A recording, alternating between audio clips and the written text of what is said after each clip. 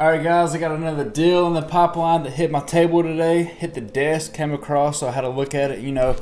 I really don't go after these smaller deals anymore, but if things just fall in my lap like this deal did today, of course I'm going to take a look at it and see if I can't make it a deal for us.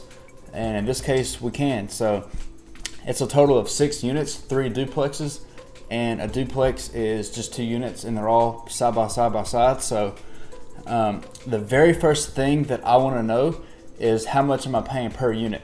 So I'm going to take the total cost, which he's asking $200,000, and divide that by the total amount of units. So 200,000 divided by 6 comes out to be 33,000 and some change that I'll be paying per unit. This allows me to quickly analyze and gauge how much I'm paying per door. After I figure out how much I'm going to be paying per door, which is 33,000 in this case, I want to see the total gross income that I can receive.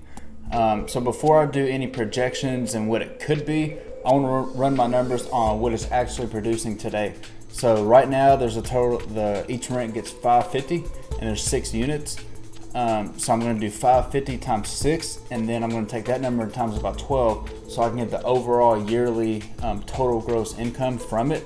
And then after that, in video 3, the next one, I'm going to show you how I kind of deduct a few expenses from there to account for vacancy loss and just other miscellaneous things. Right, so number 3, now that I have my total gross income, I just subtracted about 15% to account for the vacancy loss. Some people do 10. I want to do 15 just to be a little bit more conservative. But so we got the total gross income. Now we're going to look at our 3 hard costs, and that's going to be the debt service, your loan we're paying each month, taxes, and insurance. Everything else is going to be a variable cost and come up as is, like things that break or something that goes out, like the air conditioning unit, whatever it is. But I want to know what my 3 hard costs are each month, no matter what these 3 expenses are going to come out. So I've got that number to be around 20,000. So we're at 20,000 down here. The total gross of the deal was 33.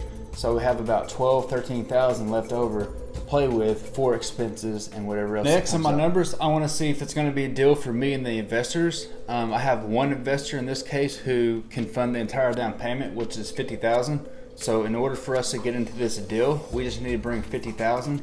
And I say we because it doesn't have to be me or the other active partner in the deal. It can just be a passive investor looking to either get equity from the deal or just get a certain percentage of it. So in this case, this particular investor wants 8% on his money.